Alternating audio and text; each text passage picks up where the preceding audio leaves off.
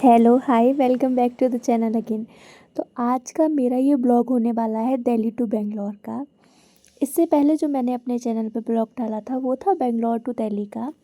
करीब 14-15 दिन अपने घर छुट्टियां काटने के बाद हम वापस आ रहे थे बेंगलोर। तो यहाँ हम उतरे थे नोएडा सेक्टर 37। जो हमें हमारी बस थी आगरा से, उसने हमें यहाँ छोड़ा था नोएडा सेक्टर 37। यहाँ से हम कैब बुक कर रहे थे, तो हमारी कैब की जो राइड्स थी वो बार बार कैंसिल हो रही थी क्योंकि रात के 2 बज रहे थे, शायद इस वजह से ऐसा हो रहा था। तो खैर हमने ऑटो लेके हम चल दिए टर्मिनल 3 के लिए। हमारी फ़्लाइट वैसे तो टर्मिनल 1 से थी, बट पता नहीं क्या हुआ, सडनली हमारी फ़्लाइट जो है उसका टर्मिनल भी चेंज हो गया और हमारी फ़्लाइट नंबर जो था वो भी चेंज हो गया।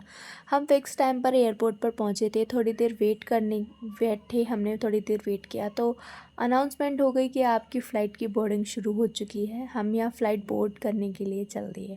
आप देख सकते हैं अर्ली मॉर्निंग का टाइम था। इस टाइम पे अराउंड 4 AM हो रहा था टाइम, और इतना रश था। और अब हम फ़्लाइट बोर्ड कर चुके हैं।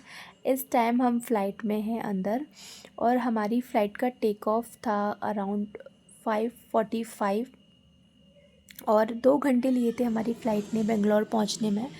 तो हमारी फ़्लाइट टेक ऑफ करने वाली थी कि सडनली रुक गई और दूसरी फ़्लाइट टेक ऑफ करने लगी।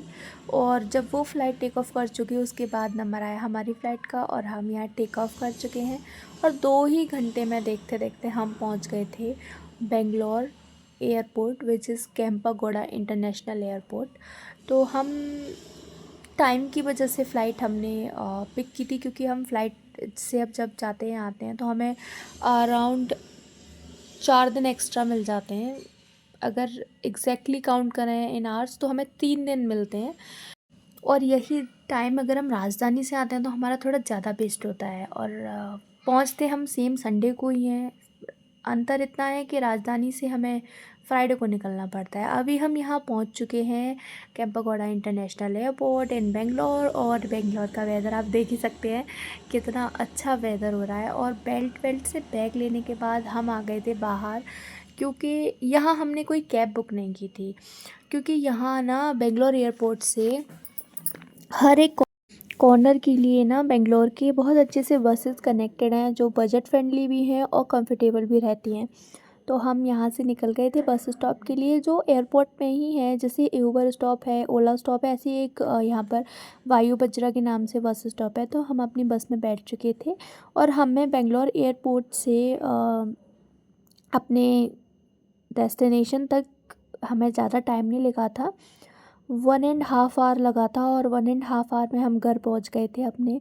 बेंगलोर का वेदर जितना अच्छा है उतनी ही ज़्यादा साफ़ सफाई आपको बेंगलोर की रोड्स पर दिख सकती है।